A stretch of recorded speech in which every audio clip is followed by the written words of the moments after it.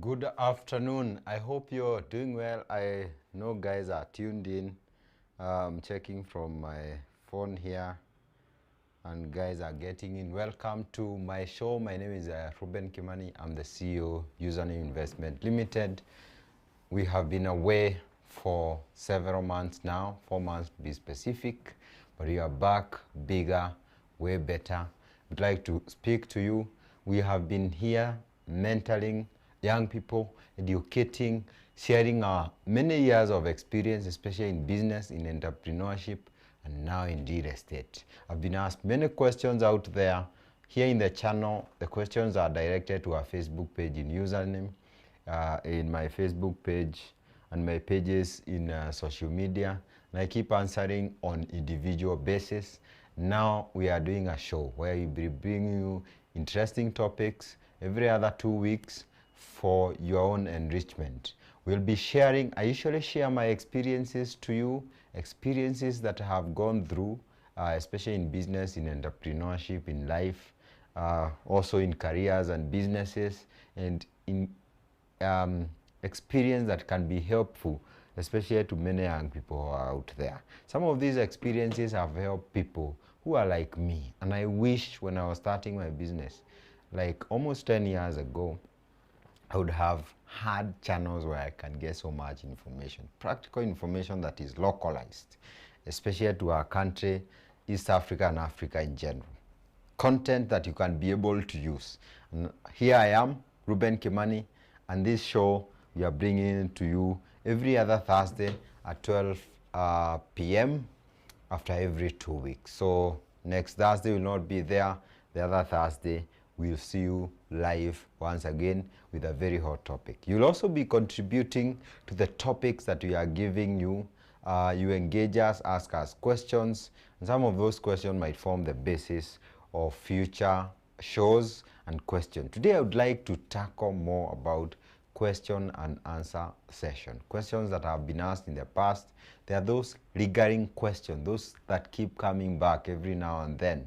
And there are those questions that you may have right now that I can be able to answer. This is based on experience. It might not be the expert advice out there. Of course, we keep sharing. I have other friends, maybe who might be logged in, who might have advice, and that's why we are asking you down there, whether you are in YouTube, whether you're on Facebook or Instagram, please tell us what you think, especially when a question is asked. Engage us, ask us, and we'll also be able to engage you back. Welcome to Reuben Kimani channel today, and welcome back. So I'll go directly to the point, and I hope I'll be able to answer as many questions as possible. There are quite a number that keep coming over time. I've been overwhelmed, not being able to write there. As you know, responding in Facebook, you really need to invest some time, some capacity, and some teams to be able to respond back. But if you have a channel or a platform where someone is doing so many other things, a show like this one can be able to answer those repeated questions. I have question number one from one of my biggest fans. Thank you, Dennis. He has been in my channel for quite some time. I've been seeing him, and I'm going to answer his first question as I wait for others. I also will be able to answer questions that I believe that we have sampled over the past many years in my channel, in my inboxes, that I can be able to answer today. Today is question and answer, to engage you, to help you answer questions I believe that can be helpful to you. Number one, maybe you are employed, you started the business the other day, you started a small business the other day, you are growing your career, you don't know how. Most of these things are trial and error. There are those people who have been there, they can mentor you, they can also be able to share questions. Instead of taking 5 years to learn something or to do something, someone else has taken so long to learn the same thing the hard way, and they can teach you in 2 minutes. That is called working smart, and that's why I'm here. For the millions or thousands of young people there who are looking for jobs, who are starting small businesses in this very difficult economy, not just in Kenya, also in Africa, please know that you can still do it. There's always a place for those people, especially young people. who are listening today and who are going to listen to this even after this. There are millions of opportunities in this world for anyone who is willing to work hard, to work smart. In the context of working hard or work, most people don't understand quite well. You really need to be smart and seek knowledge and information the way you are watching me today, so that you can be able to discern, to decide, to select a few things that can work so well for you. You have to be very smart to know which sector to go, to know which career to pursue, and many other things. You must be in a sea full of fish. Let me give an analogy. If you are an expert fisherman, say a professor for that matter, someone who has many years of experience, and you go to a lake without fish, you'll not catch anything. If you are the dumbest fisherman, if you go to a lake full of fish, even when your eyes are closed and you cast your net, you still catch something. What I'm trying to say is good to be in the right places. It's good to be in the right environment. It's good to choose the right things to do, for you to apply little effort for maximum result. That is called working smart. If you apply maximum effort where the environment, the opportunity is big enough, you'll get amazing results. And this works across life. Whether you are doing your career, there are people who will choose careers that are very, have many opportunities. I used to work in telecommunication myself. I'm giving my experiences. This was Safaricom. Left it, now is going to 7 years ago. And one of the things that was very strong then, still very strong, and the biggest, one of the biggest contributor of revenue in a company like Safaricom is M-Pesa. It has just come, and I knew if you are in M-Pesa, that is where the opportunities were. If you are looking career in technology, for those who have been there, and I believe my friends are there, these are people who have been getting jobs across board. I'm talking about career. For business is the same story. You have to be in a sector, in an environment that have opportunity for growth. That's why this information, even in my other channel of real estate in Kenya, matters a lot. It can tell you where to put your eggs so that they hatch way faster. Where can you put this? Where can you invest this? You need to work smart, and working smart is using knowledge. Use your mind more, because you'll be able to select what can work best for you. That's why we are doing this channel, also about life. Share my experiences in life, about my high schooling, my college days, and many other things that have a bearing on some of the decisions that you can be able to make today. In this channel also, because you have revamped it, we'll also be bringing guests once in a while. Maybe some people you already know out there, to come and talk to us about deeper topics that can be helpful to you. So welcome to my channel. I've been able to introduce you, and I have an amazing crew here. You may not be able to see me. Thank you guys. One day maybe you'll take photos with them so that you can see me. So much of that. Welcome to Reuben Kimani channel once again. I'll go direct to a question from Dennis. I've veered off to just try to bring you to why we are doing this work. Thank you so much for tuning, and for those who are tuning, karibuni sana. A very good question that have been asked for many years about Sacco Finance. Hello sir, my name is Lillian. This is question number 2. Question number 1 from Dennis Ogero. How do you do Sacco financing? I have covered specific videos about some of these topics because the content is a lot. I may not be able to answer specifically. I may not be able to answer with detail, but I have done videos. You can check them out. But before then, Sacco financing is one of the things I have advocated, especially for those people who are in businesses, small businesses, or those people who are starting out as well. Even if you are not starting out, those people who are doing jobs. I'm a member of SACCOs myself. I've been members even when I was in employment. It has worked so well for me. SACCOs provide you with an opportunity to get credit financing at a much lower cost as compared to other financial institutions like banks. And SACCOs are good because some of them will tell you to save for 3 months, 6 months for you to start borrowing. Others can, some will give you 3 to 5 times, others 3 to 10 times the amount that you have been able to save. So you'll find that you can actually save. We have been giving an example of investing in properties. You can be able to save 100,000, then you get 300,000, maybe to almost 1,000,000 shillings at an interest rate that is way lower than the bank. That's why SACCO are better. They are not, banks are very strict in their terms. SACCO are way better, and the interest rates are way lower. They can give you multiple times. They also inculcate the culture of saving. They help you see, and remember, before you do all these things, you must work smart. Have an objective in mind. We always save or invest with an objective in mind. Once you have an objective, you know how much do I need to save. A good example is a plot worth 300,000. You just need to save 100,000, go to a SACCO and borrow. If you are more than one person, you can actually do it in a month or so, because umoja ni nguvu. When you come together, great things happen, according to my another company, and it is very true. When you come together, you are able to do amazing things.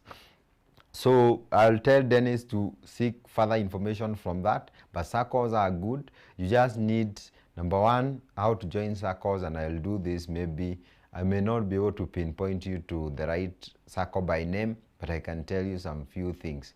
You need to check the best SACCOs in Kenya. Of course, you can Google. I know you can be able to do that, but also, and that's why we are teaching people. There's a way you check the strength of SACCOs. There are those that have been there for many years. Those, they have balance sheet as big as some smaller banks. Some of them even way bigger. You need to go and do your own research and find out the SACCOs that have strength. Don't go for any SACCO in your village and stuff like, unless that's the only thing that you can access. Look for the best SACCOs. They are all over the country. Look for, I would say, maybe top 5 that have been there for so long. They have establishment, may not be able to collapse and stuff like that. Look for the top 5. The other thing is so simple. You visit them and you fill some few forms and you join and you start saving. Just to give a perspective, if you are earning, I remember the first time I joined a SACCO, I used to give 1,000 shillings. 1,000 shillings. So if you're earning like 30,000, you can even do more. I've done a budgeting formula where I tell you can save 20%. 20% of 30,000 is like 6,000 shillings. Imagine you can do that. The more you do, the better, because you teach yourself to also know how to save and invest. 6,000 saved every month. You just need a year or two and you have accumulated a significant amount. The more, the merrier. The more, the better. The faster you move. So you fill the forms, and then you start contributing. If you want a loan facility, you start there. But you don't take loan facility, you don't save without an objective. Let me insist, there are those who just save. Getting an objective is not difficult. Who doesn't want to get better? Who doesn't want to move faster in their life? Who doesn't want to get maybe richer or something, wealthier? All of us want to live good lives, right? You start from there. Those are your general and bigger objectives. Of course, I want to live together with my family. Number one, maybe you'd like to have a home. That is one of the things in your big dreams. And you need to write it down exactly which kind of a home that you need, exactly maybe even where, exactly how much you need. This information is available online, so that you already know I need a house worth 10 million. For me to get 10 million, I will just start my job another day. I need to go through this step. Don't panic. Just go step by step. Don't be intimidated. Go step by step, year by year. If you have the objective in mind, this is the end goal, this is the end goal, the end game, you'll also be able to arrive there. Then you break down the steps, and you'll also be able to work very hard if you're employed, because you have a goal in mind. Maybe you want to build a house, that's just an example, or you want to have financial independence, where you say, I should be able to earn 100,000 every month without working. And that's why you come and invest in real estate, you invest in bonds, you invest in your money in SACCOs. And that's why I'm saying, for this Facebook Live, YouTube Live, Instagram Live, I may not be able to tell you specifically what to do, but I can direct you to the right steps. I will also do another video about financial literacy. I've learned many things, and there are so many classes out there run by many companies where you pay just like 5,000 shillings, and for 2 weeks, every day maybe in Zoom, they teach you financial independence, how to invest in Yeah, number one, personal financing, budgeting, those things you learn. Once you learn that, you can be able to direct yourself. For young people listening to me, please invest in those master classes and short courses about all manner of things, starting with financial literacy. That's where you start. Knowledge is where you know. Knowledge is power when applied. Knowledge is the working smart that I'm talking about. I can sit here with my laptop. We have, most of us have phone and smartphone with internet connection, or you can even get free Wi-Fi somewhere. Go Google and find out. Learn for yourself. Once you select that thing that can help you out, like I was talking about circles, the top 5 biggest circles you get, that information is available online. Then you do a basic due diligence so that you establish this is a circle that is standing. You go create an account there and you start saving your way to wealth. So that's it. It is not as complicated. I think the point is most people are not sure. Some people will ask me, which are these circles? I cannot be able to answer you certainty, but I can tell you how to do it. Go and Google. Go and you can actually seek expert opinion to be able to know how to know a strong circle.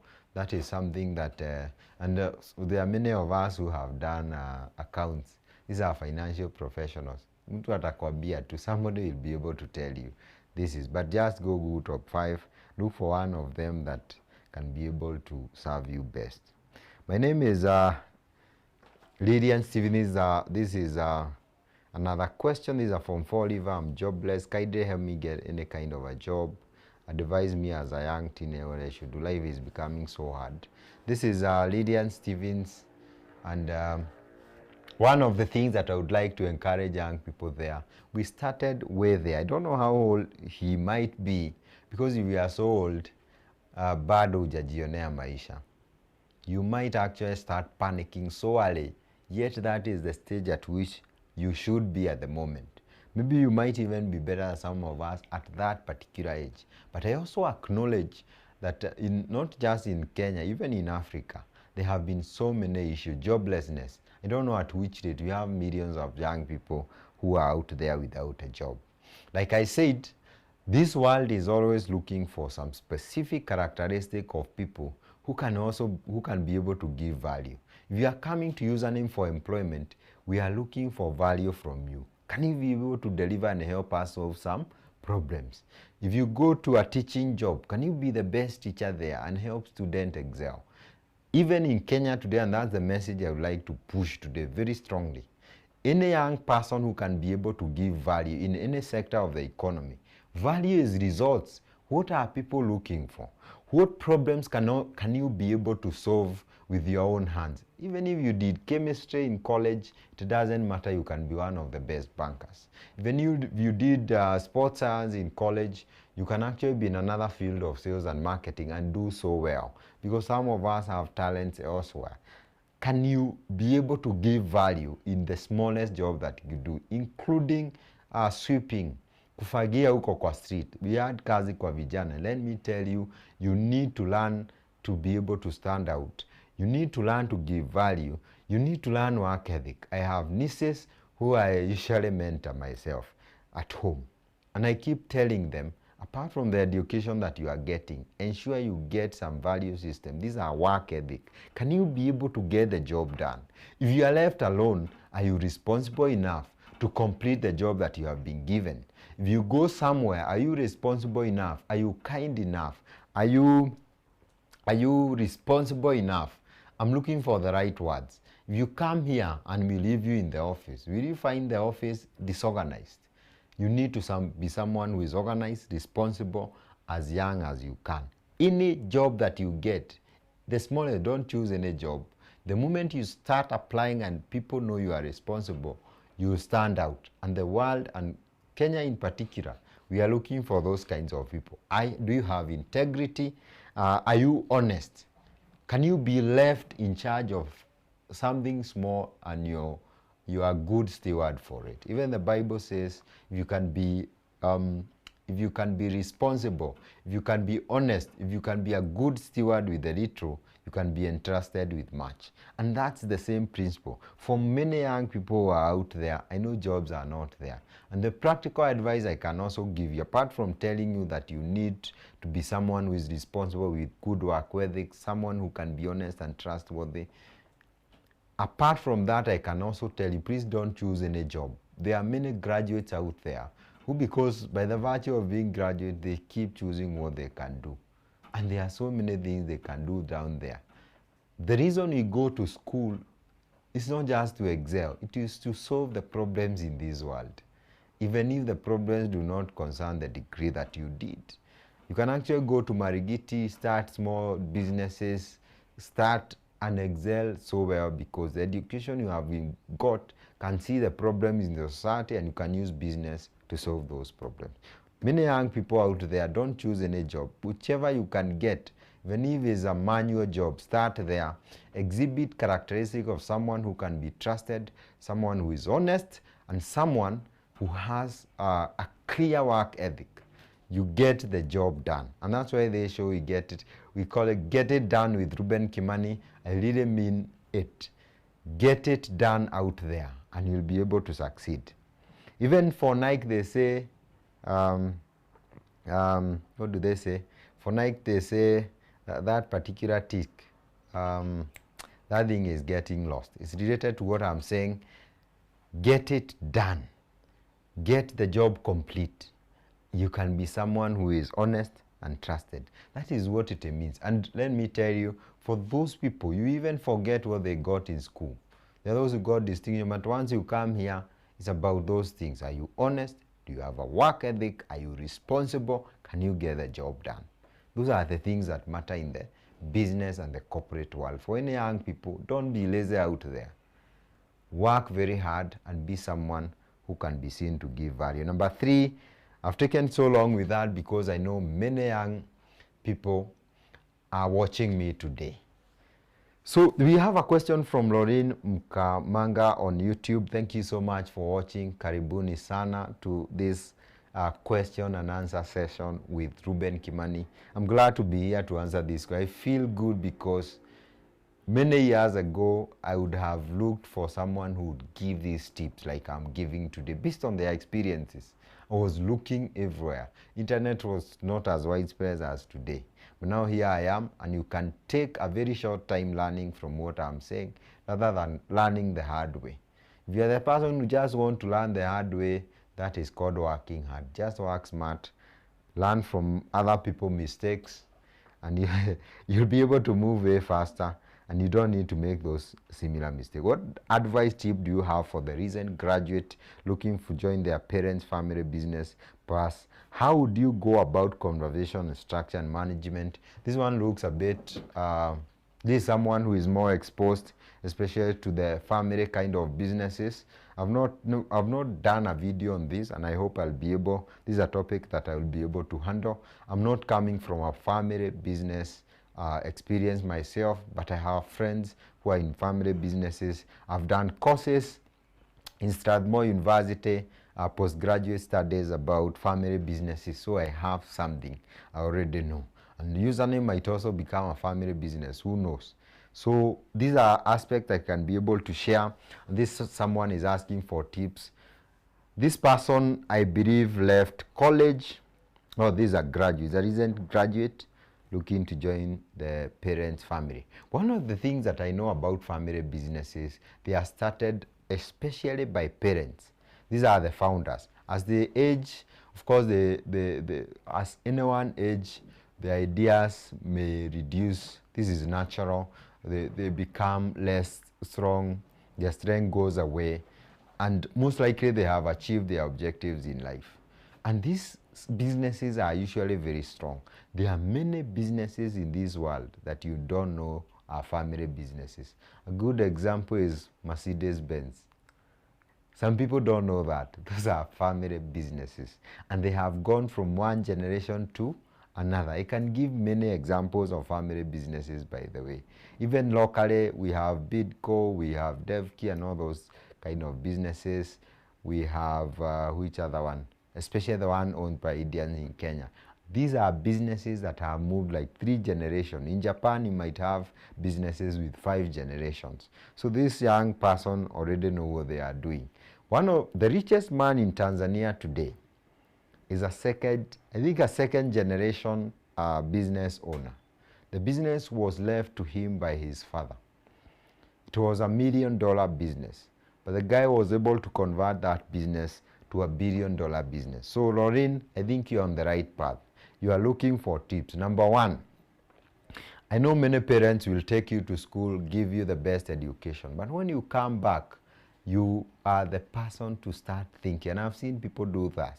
Start thinking on how you can reinvent the business, because like I said, parents, I'm not saying they get tired, but as you age, your ideas reduces.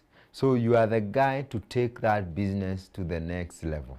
And especially if you're interested like them in entrepreneurship, because the founders have the passion, the parents have the passion. If you're interested like them to advance the agenda of that business, you have a big chance. Most of us started from zero. Most of us started with we are not second generation. We had to work extremely hard to generate enough capital for this particular business to be able to survive. You are starting at a higher level, like that richest man in Tanzania today. You can move your business from $1 million, if that's where it is, to the next level. And because you have more ideas. A company like Samsung, another family business. Samsung was started as a grocery or something of the sort, doing grocery, vegetables, and they have done many things. People don't know they have done a tower in Malaysia, the tallest tower in Malaysia.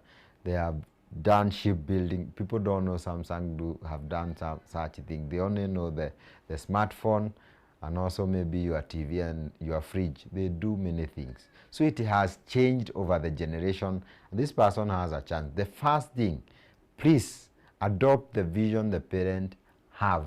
And maybe what I would say is you adopt the vision, but you also can create your own and change from the level it is to another level. It's $1 million business, you can create $1 billion business and stuff like that. If it's just a startup and maybe the business has stagnated the way our parents used to do businesses, you can make it a corporate, professionalized thing. One of the businesses I admire in the country is there's a hardware called Mudokijo. I think you might have it's also a family business. The young man took over, one of my friends, and is able to create structures in that business. And I think she has mentioned about structures. No business can become big without structures. The reason is because as a person, even as a CEO, you cannot be able to see everything in the business. What you create are rules. Structures are very basic. You create policies, people know when to report to work, how much they are paid, when to take leave. People know the kind of rules.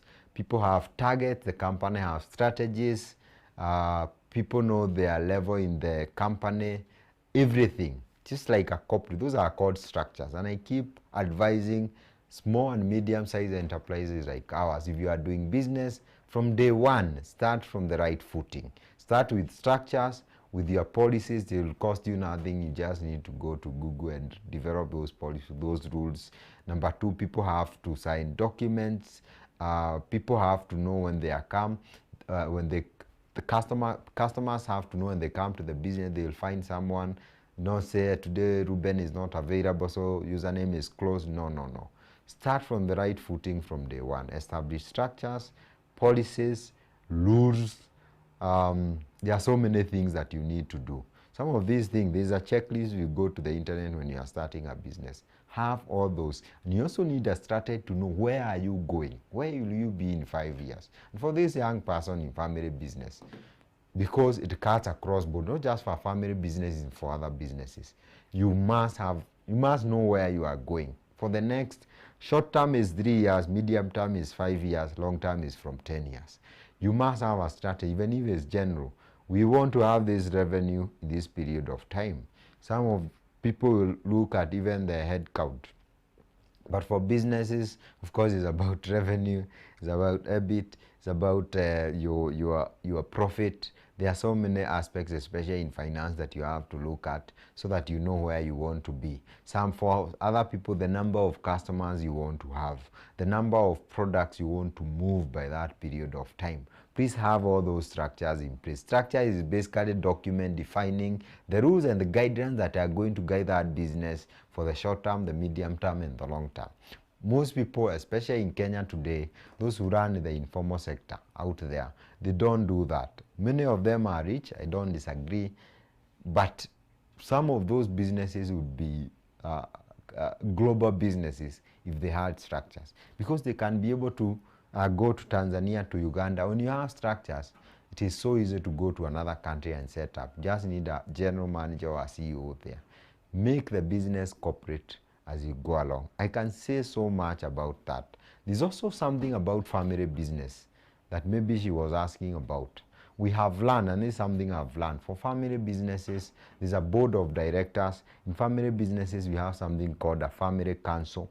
From a family council, then there's a board of directors. This is usually a structure. This person, especially in your family, this is a very good course in Strathmore. Family council, then a board of directors, then the management here.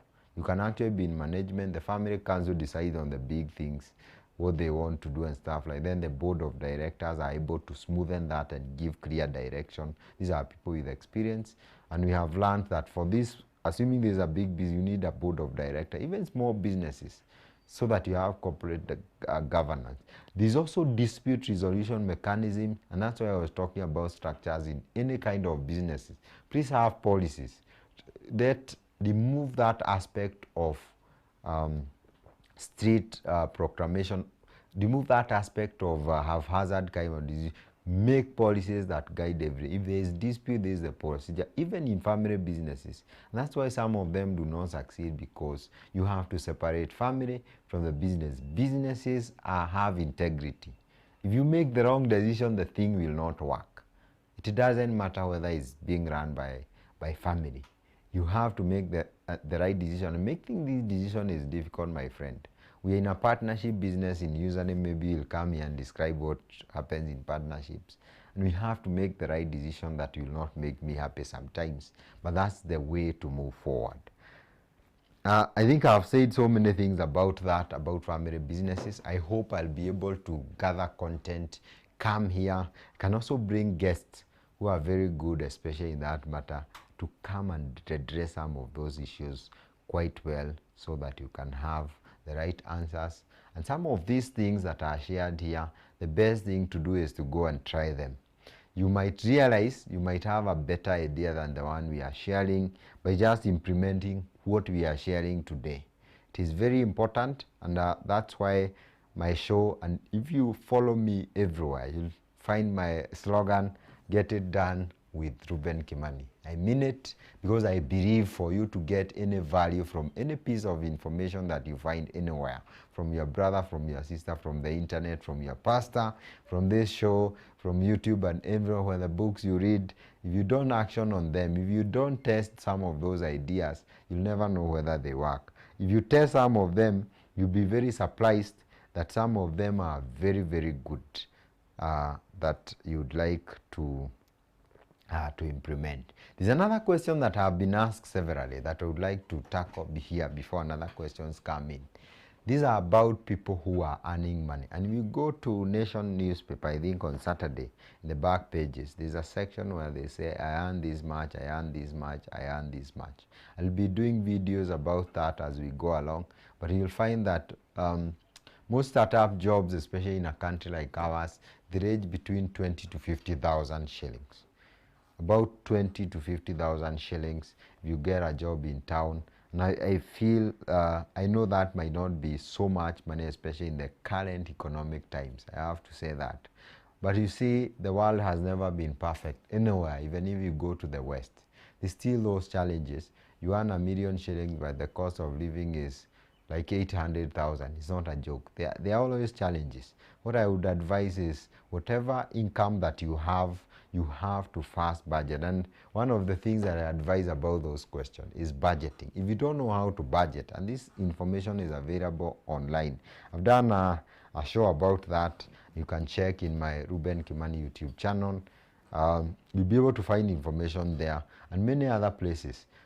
First, know how to budget. Whether you earn 10,000, 20,000, 100,000, a million shillings. If you don't know how to budget, you are in trouble. Budgeting helps you know where your money goes every other month.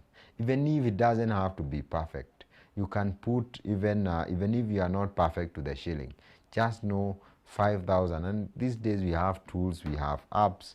For those who can write. You can go to Sheets, Google Sheets, and many other things. First, budget how you'd like to use your money. After knowing how to budget, I tell you a budgeting rule where I tell you that at least 20% of your money must go to investment. 30% goes to self-development. These are the courses you do, the self-development and entertainment. 50% now goes to your daily needs. This is rent, food, transport, and many other things. But at least 20%, I usually say the more the merrier. If you can do 50%, the better. Because the moment you put that money into a saving or an investment vehicle, especially investment, we save so that we invest. Saving alone cannot make you a millionaire, no. You save so that you put money together, pull money together, then you direct them to a place where the money can multiply in number. How do you do that? That's why people buy plots and properties in Kenya. Why? Because a property like Springfield, Nakuru, which we sold in 2018, December 2019, that is like 4 or 5 years ago. 4 years ago. That property was going for 399,000. The buyers who bought there and people started building their homes. Right now, the same property is going for almost a million shillings. 700,000 to a million shillings. Minimum.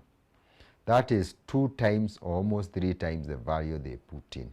Somebody started by saving, put the money together, then took a SACCO loan, a bank loan, did a chama, then they bought 1 or 2 plots.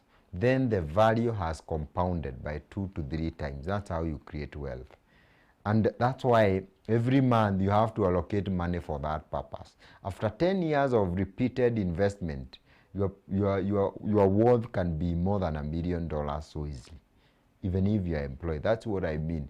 Because as you grow in employment and in your career, what happens is that you are promoted. You keep getting more benefits. And because your formula is the same, that at least 20%, I wish you can do 50%. You keep pushing money to that. And for young people, because tunapenda sherehe, for young people who are watching me today, because you want to live life, budgeting will help you know that you can still put some money for entertainment. It's only that you can't put so much money the way you used to, and you don't have visibility. You can still entertain yourself, go out there, but you do it moderately. So you'll find people who know that is working smart. You are entertaining yourself, unapiga sherehe, but you're still investing the money. After 10 years, you wonder how people are able to pull like miracles in investment. And because investment is just for the sake, because the end goal is to live a good life, right? What does a good life entail? You need to have resources. You need to have a good home for your family. Some of you need to have a good vehicle, what your dreams are. Some of you are looking for having a good health care and stuff like that. You have to have a medical insurance. Those aspects, apart from the others like religion, relationships, which also affect our lives, the basics are in investing and your financial life. So you work backwards, and here you are. So the first thing is to budget. The second thing is to the second thing after you budget, put your money in investment, let it keep growing every other time. That question is, so whether you are earning, I see it in newspaper all the time, whether you are earning 10,000, 20,000, how can I be able to buy land? The process is usually the same. Number one is you learn how to budget. You can do it online. It is not complicated. Anyone can do it. There's a rule called 20-30-50 rule, and I have already explained it. Know that 20%, that's why I focus is 20% is investment. Start investing and put. You also need to keep learning as you go along about investment. Please learn about real estate, and that's why we do this show. Learn about stocks, learn about bonds, learn about money market, learn about circles. There are people who are following those short courses and they have a lot of information so that you make the right decision. If most people are to follow this, you would actually be successful. There's a degree of error, but you're always, like I started by giving an analogy of a professional fisherman, professor fisherman. If you're in a lake full of fish, even if you're blind, no offense, even if you're not seeing anything, you can still catch fish. You have to be in the right knowledge pool for you to be able to succeed. This is very important. I'm checking whether there are other questions that I can answer right away without affecting the live stream. As you wait for any more questions that can be answered, I can see we have taken so long. We would conclude maybe in the next 5 or so minutes so that we come back in the next show and bring you maybe a guest, some new topics, and you'll be able to appreciate this. There is also another question. This is mostly for people who are in careers. People, especially young people who have been asking, and this is for people who recently finished high school and colleges. They keep asking how to choose the right courses. This is a very heated topic because of the bringing every time you score highly, what happened in our societies, I think it's across Africa. Your parents want you to, they would like you to have those big courses, to venture in those big professions, like being a doctor, a pilot, an engineer, those obvious courses. But the world has changed a lot. We have computing. I personally did computer science in Jomo Kenyatta University, and I'm glad I did that course because the world is being revolutionized by many things. We have things called AI, blockchain, all those things, and there'll be many others that will keep coming out of computing. So the world keeps changing. And because of prestige and pride, and we know our parents, everyone to hear their daughter, my doctor is a doctor, and all those kind of things, most young people are not aware. Personally, I usually advise based on, you look at the opportunity that is there in the world. Of course, you'll be told to follow your passion, which is okay, but not 100%. In Kenya, I have friends who are engineers, but those people have to look for jobs elsewhere. There are jobs, there are courses that you have to do, but you have to be outside this country for you to get an opportunity. So personally, I direct people towards where the opportunities are. And yes, you are so passionate about something which you must follow. Some people have callings about being a pastor, for example. Follow that. But if you are looking for something that, because most people want to succeed, and that's why they want to be a doctor, a pilot, they think that's where the money is, which is very wrong. Then they get frustrated once you finish your degree after 7 years, 8 years, and you are wondering where was the money. But you thought being a doctor automatically makes you very rich. No, it doesn't. Unless you have a very good calling, in my own advice, look for courses that will give you opportunities and open your mind. Courses that can give you jobs. I got this advice from my high school principal, and that's how I ended up doing computer science. That's where the jobs were at that moment, and they still are in technology. So I decided to pursue technology out of that. Not to say that you have pursued something else is wrong. No, it is not. You have to be guided by where the opportunities are. Where is the world going? And that's why you are listening to some of these shows. That's why we have AI. Every other, including being a medical doctor, you have to be someone who is technology conversant. They do gene sequencing. I don't think it's done by, you need to use computers, right?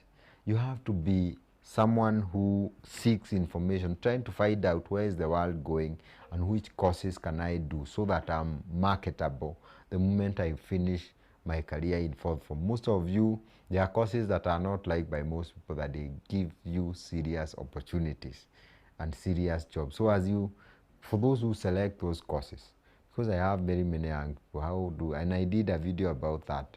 Always be guided by where the opportunities are. Unless you have that serious calling to be in a field where maybe your main interest is follow your passion and your interest, your passion and your calling more than the opportunity. But if you have those at the back of mind, you want to be successful maybe by way of having opportunities, go to where the opportunities are.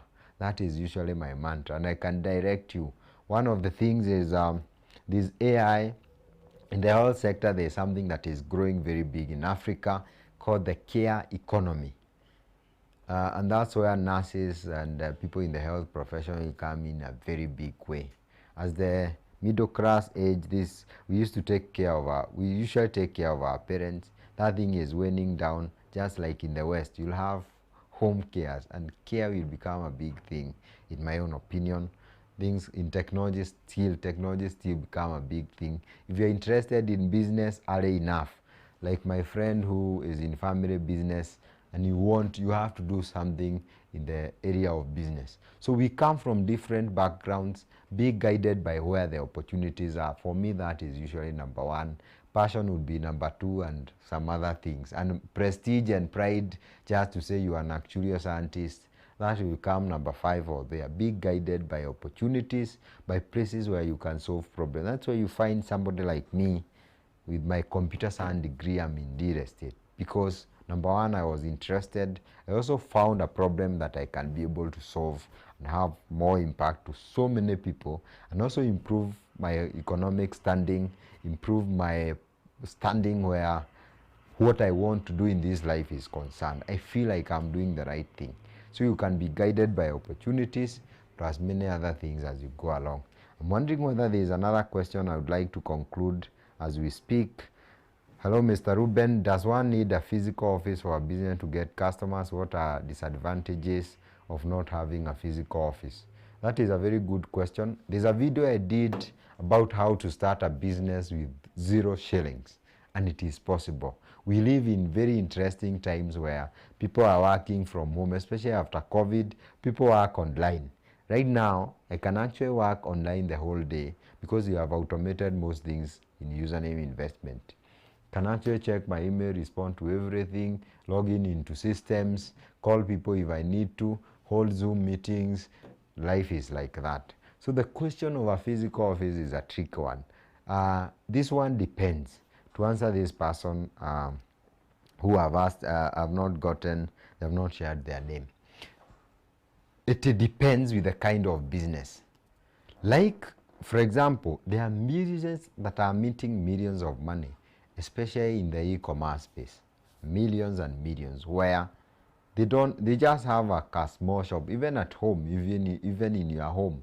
You can actually have a store where you stock shoes. Let me give you an example. Then you post them online. These people have very beautiful Instagram pages, Facebook pages, and social media. So well done. They just invest in a good camera, a good photographer, and then they take good photos. A good system where then people are able to order online. They have moved millions without having any physical office. So this one depends with the type of business. If you're in a business where physical presence is a must, like username, we have 2 offices in Nairobi alone, and we have an office in Nakuru, and we'll have many others across the country, because it is important for customer, for a business, for a kind of business. 90% of our customers don't come to our office by then because you have automated things. But our kind of business in real estate and investment space, you need to have a physical office. So just check the kind of business. Does having a physical office help customers? If it doesn't, you don't need to have it. There are people who offer online. Like for example, there's a software I've been using for more than 5 years. I don't know where their offices are. We just interact online. They are doing a good job, but I know they have a small office somewhere. I don't know how big it is. I just know how big the service they are offering is. So just check, is having an office a value to the business? Value is it helping customers in any way? Is it pulling customers to come to buy your products or services? If the answer is not, you don't need to have a physical office. And for young people, you can actually start without one as a test. It's called proof of concept. You test the waters, right? I would advise young people today to test the waters as much as possible. Test many things. The age of 20 to 30 years, say, let me say 20 to 30 years is an age of testing. Testing what? Testing business ideas, testing careers. You can jump from one place to another. Because once you reach that, you start stabilizing and know which, and this is working smart. Start selecting that thing that can move you extremely fast. That career that you can rise so fast based on opportunity. But they always be guided by opportunities. That businesses that have so much, there are people who do business in this country, and you get in a business that's so difficult with very minimal returns. There are others with very small effort. They go to a business, that lake with a lot of fish, and then they work hard and they really move so fast. So test. That is a very important question. Keep testing ideas, keep testing businesses, keep testing careers. If you are between the age of 20 and 30, by 30 you should have decided, what do I want to do with my life? And it is very important. So for this person, a physical office depends with the business that you are having. So don't be discouraged by not having money to start a physical office like the one username have. We have this office because for a good reason. So be guided by the business. If it's a new business, start there. But then customers will start telling you. And by the way, most of the time we are guided by need. We are guided by reason. Like if we realize we need to have an office in Mombasa, customers will keep asking, hey, you have and we record that feedback. Then we realize for us to serve the customers better, let us open an office. And that office will give value and be able to compensate for the expenses that you have spent to set up that office until it makes sense. There are people who start businesses. Businesses have integrity, like I said. It's not a showbiz. It's not a show off. If you do that, you'll burn your fingers. Because businesses have integrity. If something cannot work, your money will go down the drain. If something works, it will work. And it's very important. You have another question from Washira Kimondo. We have 3 minutes before we log off. Then we see you next week back. Which books do you recommend for an upcoming CEO? This is very important. One of the things about me, which maybe I should have started by sharing my channel, maybe I'll do it next time, can share briefly about myself so that you know where I'm coming from, some of the things that I do, some of the things that I'm interested in. One of the things that I do is that I like reading books. Right now I have a book here. This is what I'm reading currently. This person is, Washira Kimon. Thank you for watching. I have this book and I think we are in the right realm of the spirit because we are together. This book is called The Sheikh CEO. I've been to Dubai many times, sometimes for leisure and for business. And I was amazed by how Dubai came into being from the year 1990 to 2020. Those are just 30 years from a desert country to one of the first world countries in the world, I think, with the tallest, the first of everything. They have a train that moves without a driver. They have a tallest tower. They have the biggest man-made islands. They have the best of everything. I wanted to learn how he was able to do that. I'm reading this book. I've not finished. Very nice. I'm not suggesting that this is the book that you must read, but he is asking as an upcoming CEO, which books can I read? There are so many books out there. Personally, I read from many aspects. I'm an avid reader. I just out of curiosity, sometimes out of hobby.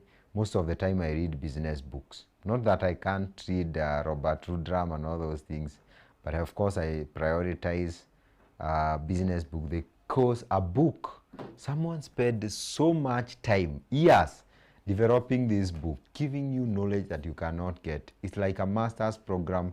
Every time you read one book, a business book, it's like you have done one master's program. So you get a lot of information. There are so many books that I can recommend. One of the things I would recommend for upcoming CEOs, biographies.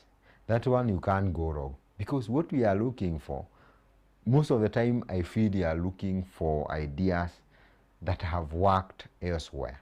We are looking for mentorship. I've read biographies of Steve Jobs. I think that was one of the first biographies. I've read biographies about the Steve Jobs was the CEO of and founder of Apple. Read biographies about Warren Buffett, one of the biggest investors in the world, if not the biggest. I've read biographies about Richard Branson, the founder of Virgin Group in the UK, one of the biggest companies in the world with 400 companies. How was he able to do it? I've read 2 of his books. I've read biographies. Recently I read a biography about Phil Knight, is the founder of Nike. And that one is very interesting. It's written like fiction.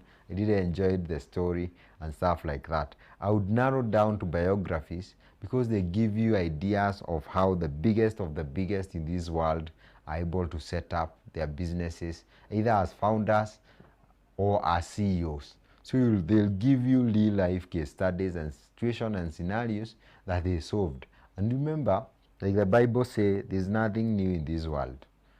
And that is true. Some of the things you are struggling with have been done by other people.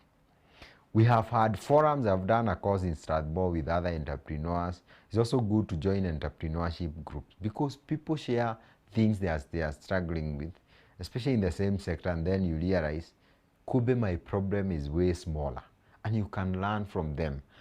I keep saying, the wisest person is the one who learns from other people's experiences so that you don't repeat the same mistakes and you take them. The only way to check if they work is to test them, because someone may lie or you may apply it in your situation and it doesn't work.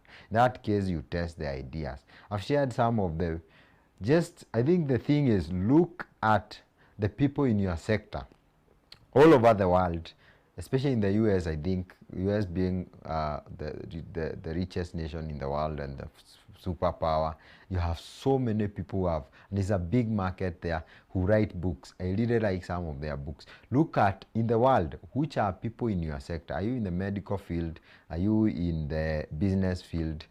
Then try to find out if they have written books. Those books will give you, I feel like Richard Branson, who I've never met, is my mentor because I've read so much about his books.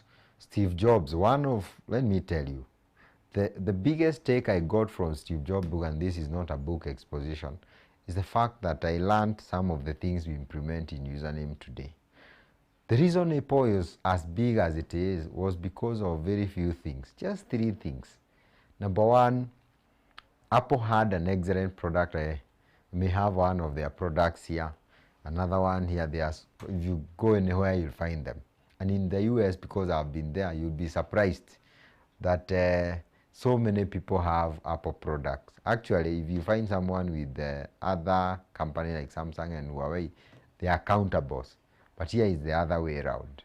People like Apple. They can queue because of Apple. So number 1, they used to manufacture quality products.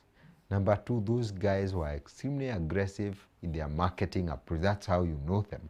Every time Steve Jobs stood in the podium to introduce a new iPhone, the world was waiting in awe. So the last thing was customer service. And that's why the aspect of stores came into being. You have those Apple stores, stuff like that. They are made in a way that we learn some of those things that we have implemented in Username and they work so well. And I believe most businesses are like that. So basically what I'm trying to say, some of the things you learn in these books can be foundational to the way you run your career, your business, and your life. There are so many books about everything. For me, I also read, of course, more is business, but I also read about life. Of course, I read about investment. That's why I read Warren Buffett book. I read about relationships. I read about marriages. These days we are even blogged, but I prefer books because book is well researched information. Someone took years to compact solid information that you can use to transform your life. So for those who are watching me, I think books Even if you say it's not a hobby, it's a necessity. We all of us went to school. Why? Going to school was not a hobby. We went there because you must have that information, even if you don't like it. You need it for you to live this life. The same thing for upcoming CEO is not a luxury. You must read these books for you to get ideas. I don't think there is a school for CEOs. There is no school for CEOs. So it is you to have a personal development approach to learn as many things as possible. This is the last question here. I hope this is the last one because our time is over. My producer is like telling me time is over. How long should one keep investing in a business before breaking even? How do you know when to quit? I feel like this is a show that we must do from Dorcas Coril. This is one of my friends. Thank you for tuning in. Thank you for watching. Thank you for your support. I'm glad you're here. How do you know even when to quit? Because this is something, this is a question that needs a show. And I think I'll still start documenting some of these questions so that we can handle them in detail and tell you step by step. And most of the time I use my experiences to try to bring the real picture to the table so that you can see it for yourself. Hi, I'll answer it very briefly, but I'll find a way of maybe doing a video about this so that I can be able to share more information. This is a very tricky question because businesses are not the same, but there are those parameters that can help you know. One of the wisest things to know is to know when to quit, because there are these quotes that we share online telling you that you can't quit, you can't quit, you can't give up, and this is usually a different. Quitting is not the same as giving up. Giving up is giving up on life. Quitting is different. You can quit and move to something else, right? Of course, I have resigned at work. That doesn't mean I gave up. No. I just quit my day job and came to username which I felt I have an idea what to do. Like I said from the beginning, most of our businesses in Kenya and Africa, we start without policies, without structures, without anything.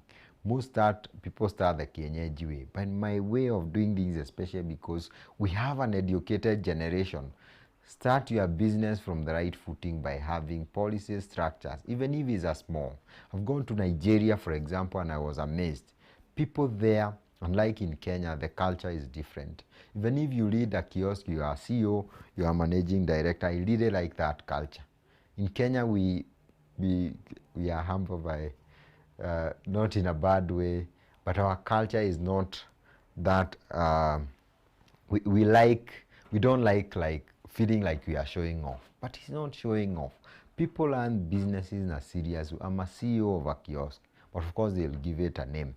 So what I'm trying to say from the word go, have structures, have a strategy, have plans, so that you know beforehand. Most people start business like accident, and you hear it in motivational talks, but I keep saying that is 1% of the person who succeeded by accident.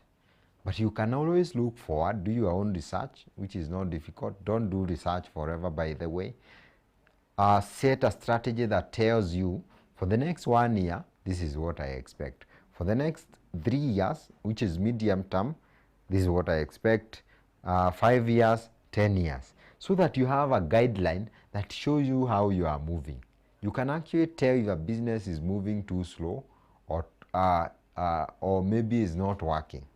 A good example, you start a business in real estate. A project that was supposed, according to your prediction, because you have done research in other companies, we usually sell some projects here for 3 months. Then you realize what you have started, even after like 2 years, you have sold nothing. What does that tell you? Based on the strategy that you put in place at the beginning, after doing research, benchmarking, and that's why you check company like username. When you are doing research, you always ask yourself the market that exists at the moment, people who are already there, what are they doing? How much are they moving, especially for sales after this time? When you are starting, you should be okay. Coca-Cola here sold 25 bottles in the first year. But those people, I believe, had a plan. They already knew. You sell this, and you can also see a pipeline. even when you are selling? This question is difficult because businesses are not the same. I'm using the real estate, but there are those parameters I'm insisting. Based on the plan that you had that was based on research, you can actually be able to tell I'm moving too slowly or I'm okay. You can see the pipeline that is coming forward. I said quitting is okay, especially you establish the parameters that you set at the beginning of the business. You are extremely far from it. Number two, and I think this should be number one, is the opportunity. There are businesses where you can start some businesses in Kenya, then you realize that business was meant to be started in a first world environment for it to make sense. A good example, there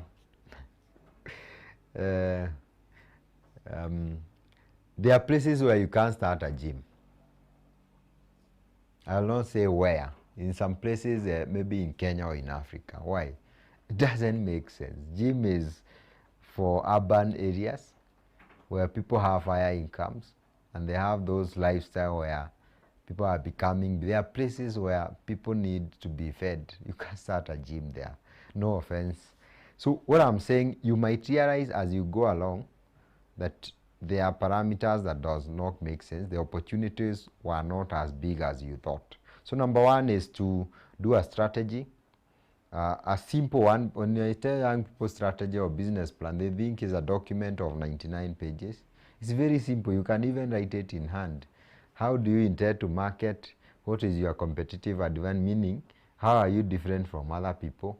What is your projection, especially in sales and revenue?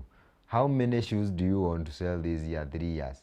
Then you become as big, and in 5 years, how much money do you need to start so that you know I need $1 million to be able to start the initial stock, the office, the computers, the phone, stuff like that. It's not very difficult, but in 5 years, I want to be at this level. These things are not difficult, so that you know at each level whether you are moving too slowly. If after 2 years you only achieve 1%, I think maybe you have to reconsider. Number two is the opportunity. Is the opportunity big enough? If the opportunity is small, and then you realize you have invested too much, even if you take 10 years, the opportunity is so small, that lake with very little fish, you'll never catch any.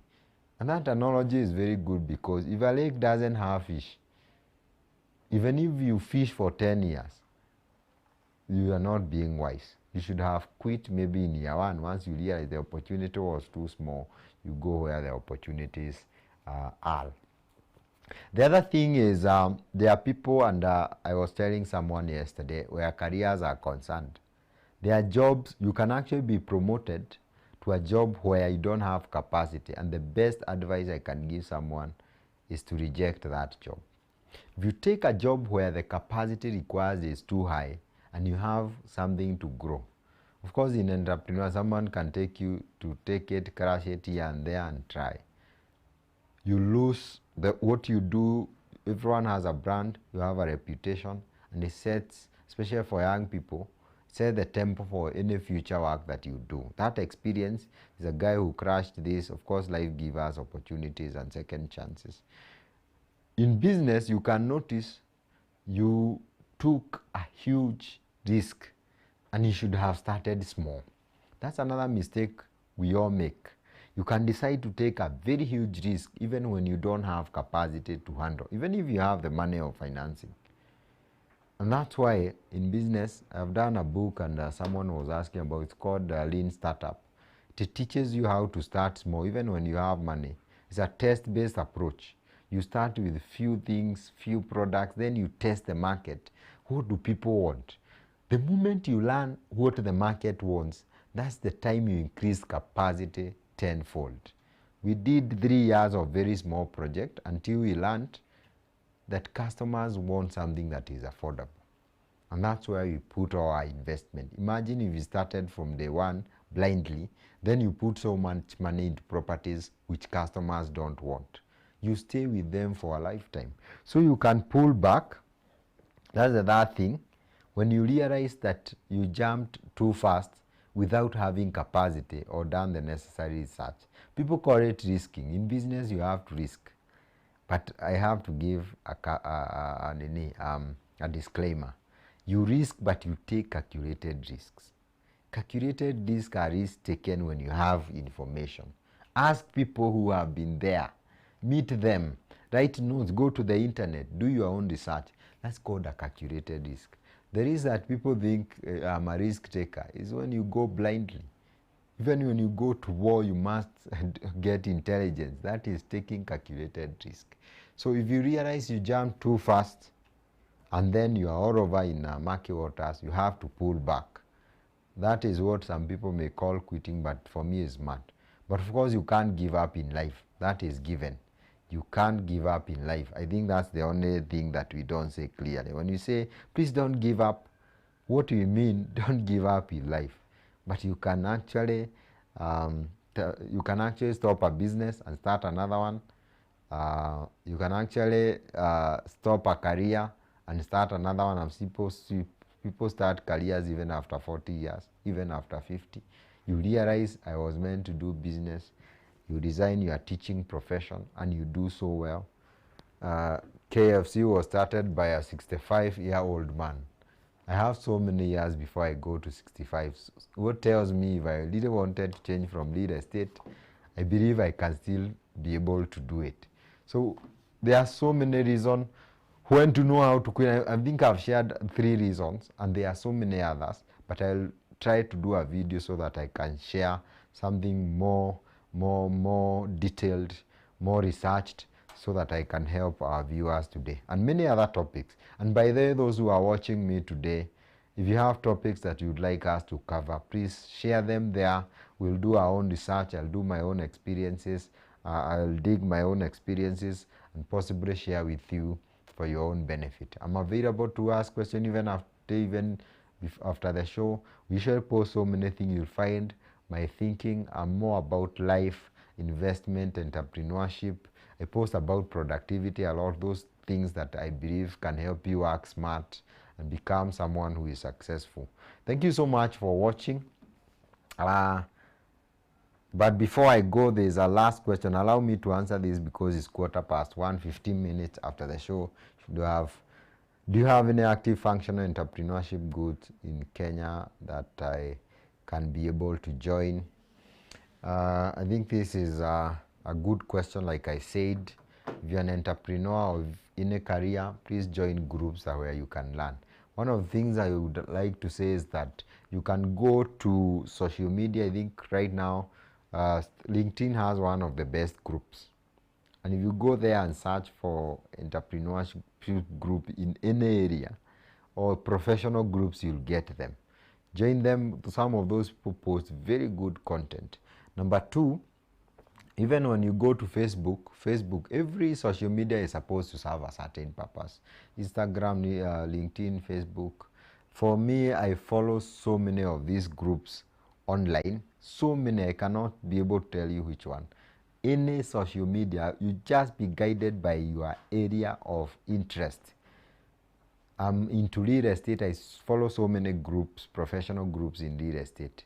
If you're in the engineering field, look for groups geared, and they are in every platform. You just need to Google to search. If you go to Facebook, you'll get those groups. If you go to LinkedIn has the best groups because they are very professional. People share so many things. If you go to YouTube of course is not for such kind, but you still can get a lot of content about the particular area that you are interested in. I will just tell you to search because I'm not sure which area of interest you have. But if general entrepreneurship, I've been able to join so many groups. If I tap here, if I search here, I'll be able to find very fast. There are so many groups here. This one with 123,000 members, business and entrepreneurship ideas. There are so many. I keep joining because you don't know where you'll get insight, and after some time you realize you are able to get some lots of information. But on the ground, we also have We also have groups. I'm trying to remember. We also have groups that are physical in nature. Of course, you join online. We have groups in Nairobi that are physical in nature. I'm trying to remember one, but I can't very fast in this show. There are groups that you can be able to join. You just need to keep searching. I don't have an example I can give at the moment. I have to remember some details because I go speak in some of these groups. Look for groups online, and you can actually use the method of just life is about trial and error. You can test to see whether someone fits the bill, some group fits the bill. You go there, you listen to the idea, a few meetings. If they don't waste your time. There are groups that can actually give you a lot of value, and it is important so that you learn. There are so many ways of learning. As I close, you can read books like this, as many as you want, depending on the area of interest. Go to YouTube. YouTube is a university for me. If I want anything sorted by demonstration, I go there. I learn many things from the best speakers in this world. You can look for mentors, and mentors, you don't need to meet them. If you find a book about Steve Jobs you read, they have mentored you. Actually, someone who have written a book, if you read their book, you can get more from them than just meeting them for maybe once every 3 months somewhere in a hotel. But a book is so detailed. If what you want is mentorship, you can get it there. If you can meet them, the better. I would like to meet as many young people as possible, but I can't because of the time constraint. But if I was to do a show like this one, you ask me a question, I answer like to 100 people who really want answers to the same question, I will have done my job. Thank you guys so much. My name is Reuben Kimani, CEO Username Investment Limited. Welcome to my channel again. For those who are joining in, this is Reuben Kimani channel. Get it done with Reuben Kimani. Don't forget to subscribe to our YouTube channel, our Facebook page, LinkedIn. I'm also in TikTok recently. Look for Reuben Kimani KE everywhere. We'll mentor you where we can online. We'll also provide crucial information based on our experience about entrepreneurship, investment, business, and life in general. Thank you so much, and God bless you. See you hopefully next time.